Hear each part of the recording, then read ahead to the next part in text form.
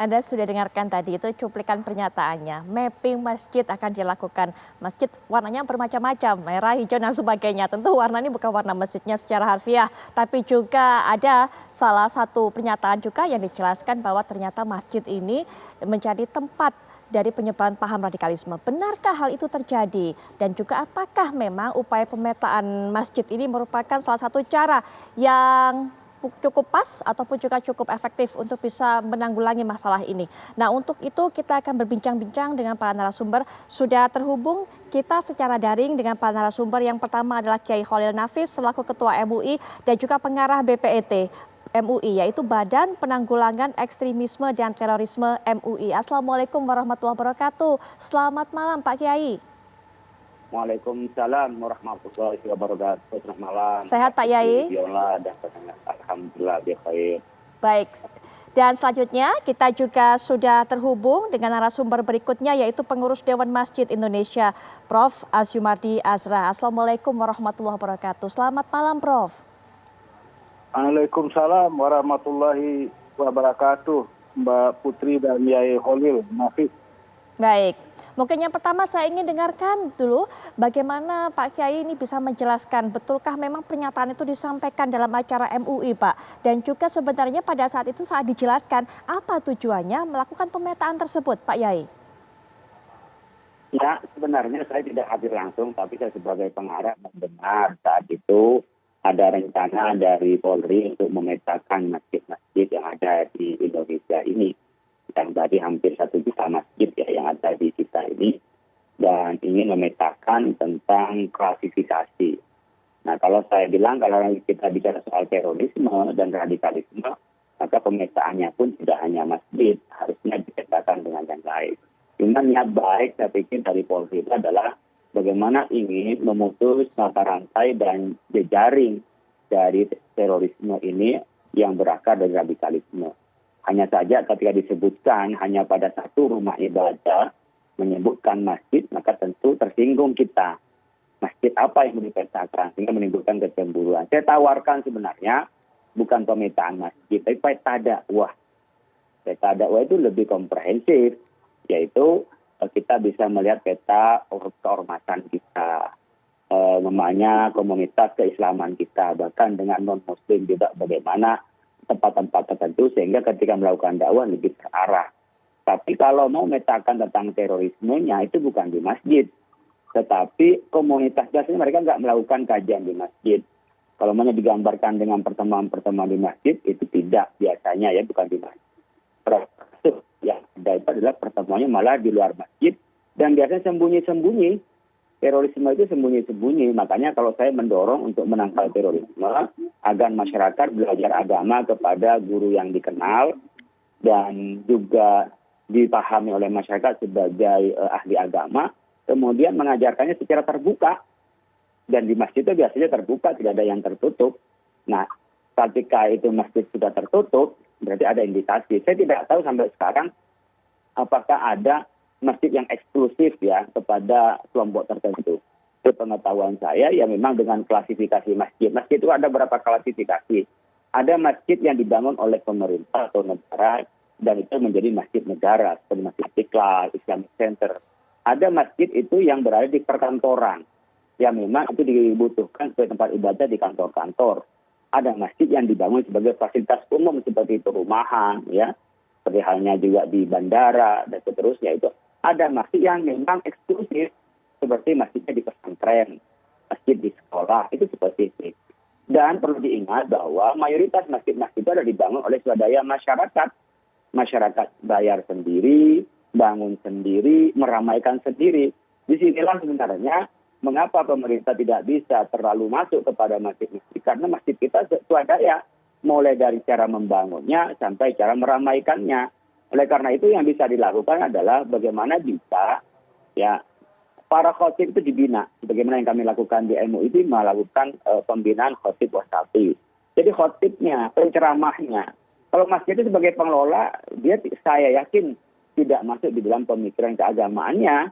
Yang perlu diwaspadai adalah dari pengisinya. Nah, pengisi ini kami lakukan di MUI dengan cara berstandar MUI. Maka berharap masjid-masjid itu menggunakan ustaz-ustaz kiai yang sudah berstandar MUI, meskipun sekarang belum jumlahnya banyak, tetapi perlu memulainya biar jelas klasifikasi keilmuan, klasifikasi akhlaknya, ya bukan hanya ilmu syariah saja, tetapi juga akhlak perilakunya dari orang itu. Oleh karena itu pemetaan itu ya mungkin hanya meta awal untuk memetakan masjidnya. Tapi kalau terorisme saya pikir tidak efektif kalau itu memetakan melalui masjid. Baik. Mungkin di situ perlu dicoba metodenya, metode apa yang akan dipakainya. Baik, tapi kabarnya untuk bisa melakukan hal ini Polri akan menggandeng MUI, terutama menggandeng BPET, Badan Penanggulangan Ekstremisme dan Terorisme MUI. Betulkah seperti itu, Pak Gai? Itu hanya baru rasan-rasan teman-teman cerita. Ya, secara formal belum pernah ke MUI.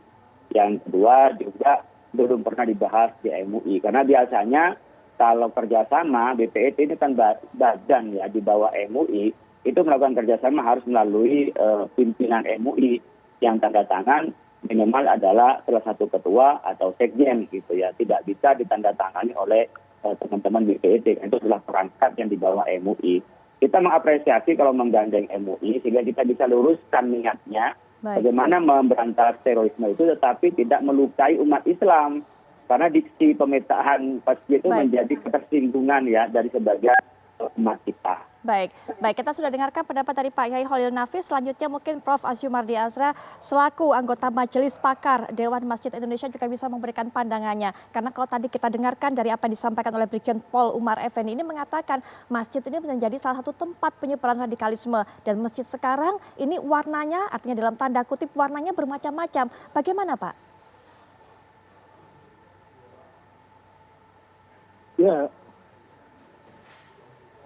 Ya, yang pertama saya kira apa yang mau dilakukan ini mungkin nggak realistis ya. Kenapa? Karena pertama jumlah masjid di Indonesia itu banyak sekali, sekitar 800.000 menurut Ketua Umum Dewan Masjid Indonesia, Pak Yusuf Kala, itu jumlah masjid di seluruh Indonesia itu lebih dari 800.000, ya kan? Nah, jadi oleh karena itu ini kalau mau dipetakan ya, itu bukan pekerjaan yang sederhana, itu buang-buang dana saja ya. Saya kira yang perlu dipetakan itu adalah penceramahnya. Ya, karena apa? Karena bukan masjidnya yang radikal.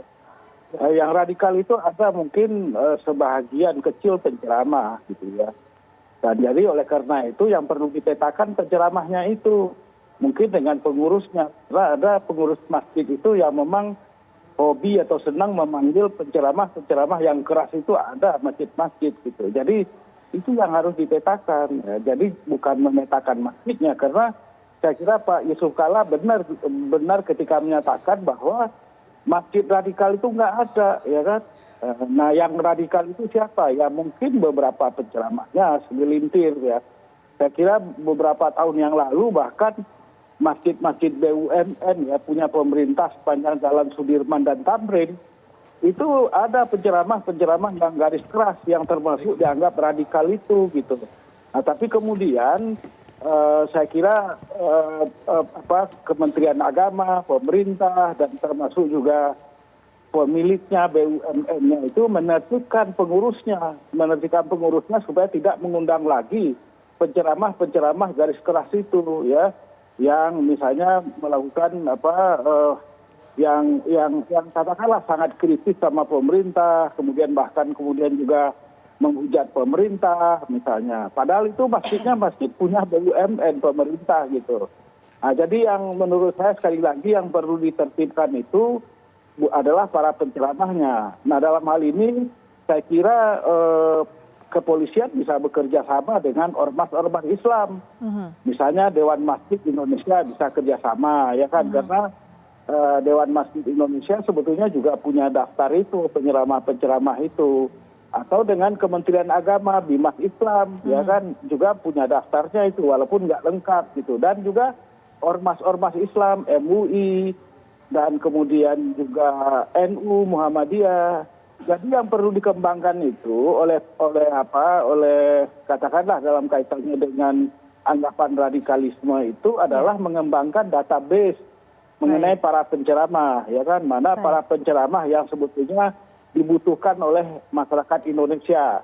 apa yang dibutuhkan itu yaitu penceramah yang wasatiyah. Wasatiyah itu apa? Yang jalan tengah, tidak ekstrim ke kiri, tidak ekstrim ke kanan. Itu yang kita butuhkan, ya kan? Jadi oleh karena itu saya mengimbau kepada pihak Polri janganlah melakukan atau merencanakan program-program yang kontraproduktif, ya kan? Membuat tersinggung ya. Umat Islam itu menjadi tersinggung kalau dikatakan masjidnya radikal, ya kan? Baik. Nah, selanjutnya saya juga sudah memiliki narasumber yang hadir di studio bersama saya, Mas Sofyan Sauri selaku pengamat intelijen dan keamanan. Assalamualaikum warahmatullahi wabarakatuh. Selamat malam, Mas Sofyan. Waalaikumsalam warahmatullahi wabarakatuh. Selamat malam. Baik, Mas. Sudah ada pandangan, pendapat-pendapat. Bukan masjidnya yang radikal, bukan masjidnya yang harus dipetakan, tapi pendakwahnya, penceramahnya. Tapi kemudian tadi saya sudah sempat menanyakan juga kepada Pak Kiai Khalil Nafis, kepada Prof juga bahwa disebut ini masjid-masjid sekarang warnanya macam-macam. Apakah memang sudah ada pergeseran bahwa masjid ini dijadikan tempat untuk bisa menyebarkan aliran radikalisme ini? Iya, sebetulnya ini berangkat dari hasil pengamatan, surveillance, hasil daripada BAP berita acara kepolisian. Mungkin para pelaku terorisme itu biasanya berangkat dalam menanamkan nilai itu biasanya dari sebuah masjid gitu. Dan kemudian mungkin DKM Muji tersebut ada yang bersimpati dengan salah satu organisasi yang dia nggak tahu juga kalau organisasi tersebut nanti terafiliasi dengan kelompok-kelompok yang selama ini sudah mempunyai catatan di kepolisian. Nah, hasil dari itu semua kok ada beberapa masjidnya itu lagi. Jadi dari alumni masjid tersebut tertangkap dalam kasus terorisme. Mungkin sekali dua kali kepolisian tidak mengetahui ya, misalnya dianggap woles saja gitu. Tapi ternyata ini terus berulang, sehingga kemudian muncullah dari beberapa madrasah atau lembaga pendidikan atau dari sebuah masjid itu muncullah nama masjid yang kayaknya sepertinya selama ini dijadikan sebagai tempat di mana doktrin itu dilakukan, brainwashing itu dilakukan untuk menanamkan kebencian kepada pemerintahan dan sebagainya. Dan ini saya rasa hasil dari pengamatan BAP tersebut. Jadi tapi cuma masalahnya seharusnya ini dikoordinasikan bukan kepolisian yang mengeluarkan, tapi seharusnya dewan, tadi disebutkan dewan masjid, atau ini urusan MUI atau urusan Depak. Dan ini bukan tugas kepolisian untuk ini. Polisian boleh mengasesmen, memprofiling, tapi sebaiknya data itu diberikan kepada mereka, dewan masjid. Agar apa? Agar ini diantisipasi bahwa ini loh masjid Anda selama ini dipakai untuk aktivitas seperti ini. Jadi peringatan, warning saja gitu.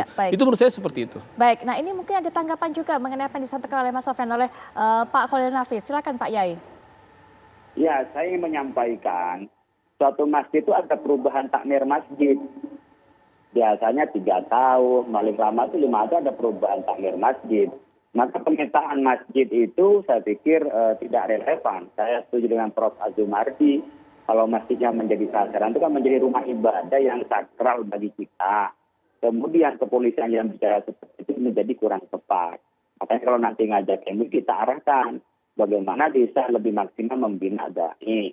Kemudian takmir-takmir itu kita juga edukasi agar menggunakan khotib-khotib, pengajar-pengajar yang memang punya kualitas baik di dalam pemahaman agama, punya nasionalisme yang cukup, dan punya metode dakwah yang memadai. Sehingga yang disampaikan itu punya high impact ya, punya memberikan inspirasi dan aspirasi keagamaan yang wasatiyah, yang moderat itu. Oleh karena itu masjid tidak ada yang paten, kecuali masjid di pesantren. Masjid di pesantren nggak dirubah itu karena ada pengasuh pesantrennya. Atau mungkin sekolah pun masih pindah-pindah, kalau sekolah itu dari takmir ke takmir, mungkin dari kepala sekolah ke kepala sekolah yang lain itu masih perubahan.